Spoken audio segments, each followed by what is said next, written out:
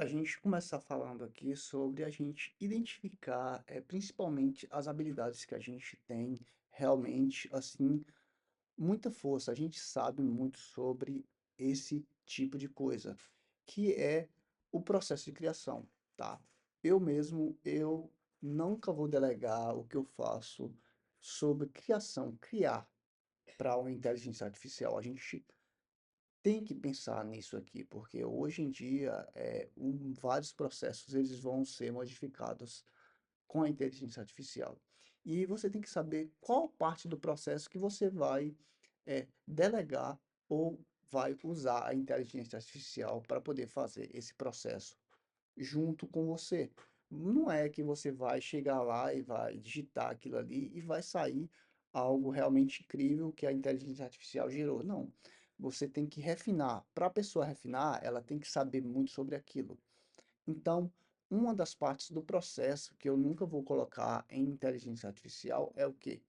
É o processo de criação. O processo de criação, para mim, é essencial que eu mesmo crie. Depois que você identificou esse processo que você faz bem, você vai simplesmente aprimorar ele e vai executar ele de maneira muito mais eficiente, tá? Porque a maioria das pessoas vai fazer o quê?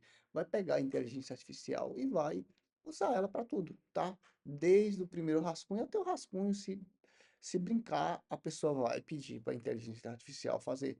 Ah, não, eu quero um título. Ah, eu quero uma ideia para fazer uma história sobre robôs. Aí ela vai lá e escreve. Velho, eles não têm nem noção de como que é a mecânica que as histórias de robôs funcionam, tá? Então, para você fazer isso, você tem que pelo menos ter uma noção para ver qual história de robô é boa e qual que é ruim.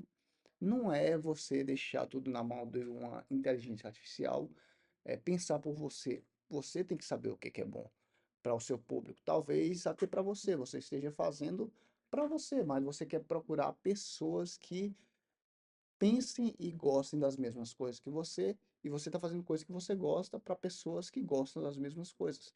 Tem isso. E você pode também fazer coisas que quer agradar um tipo de público, mesmo que você não goste, mas aí eu acho que é uma coisa meio assim, meio forçada, porque você fazendo uma coisa que você não gosta, só porque aquilo ali tá com hype ou e tal, vai acabar não sendo sustentável, porque é uma coisa muito temporal. E a gente deve fazer sempre coisas atemporais. Então, olhando para isso aqui, você deve olhar e falar: ah, então eu faço bem isso aqui, eu gosto disso aqui. E as coisas que eu quero fazer dentro do projeto, mas que eu faço não tão bem, ou então eu quero delegar porque é uma coisa muito repetitiva, ou então eu quero aprimorar alguma coisa. Por exemplo, você tem um personagem lá. Você até cria o personagem muito bem, você faz ele muito bem, a estrutura, a silhueta dele muito bem, mas você não é muito bom em fazer o quê? Em fazer um model sheet. O que que é um model sheet? É a folha do personagem. E a folha do personagem ele é muito importante para várias coisas, tanto para quadrinhos, como para animação, e como também para filme, cara. Você pode fazer um model sheet para filme também. As pessoas não falam sobre isso, mas fazer um model sheet para um filme é muito importante, porque ali no model sheet você vai ver o tipo de expressão que o personagem tem, tá? Talvez você possa desenhar e mostrar para o ator como que o personagem se comporta. E essa é a maior dificuldade que a gente tem de transferir de uma mídia para outra, é a tradução. Quando o diretor ele é muito bom, ele consegue traduzir de uma mídia para outra, porque quando ele entende das duas mídias, ele vai saber a linguagem do cinema, a linguagem dos quadrinhos, a linguagem da animação, a linguagem do game, aí ele vai pegar do game e traduzir para o cinema, tá? Então a tradução ela é muito importante. Então, quando você não tem essa habilidade de fazer o quê? De pegar e fazer uma coisa que seja um model sheet. Você faz, mas não faz tão bem, ou talvez esteja enferrujado, como é o meu caso, tá? Eu sei fazer model sheet, bem. Eu já fiz vários model sheet de personagens que simplesmente foram para animações, como o Sopa e Pipa, tá? E isso não faz com que eu pegue outros personagens que eu estou olhando agora, eu estou meio enferrujado, e eu pegue e possa usar uma ferramenta que me auxilie para fazer isso.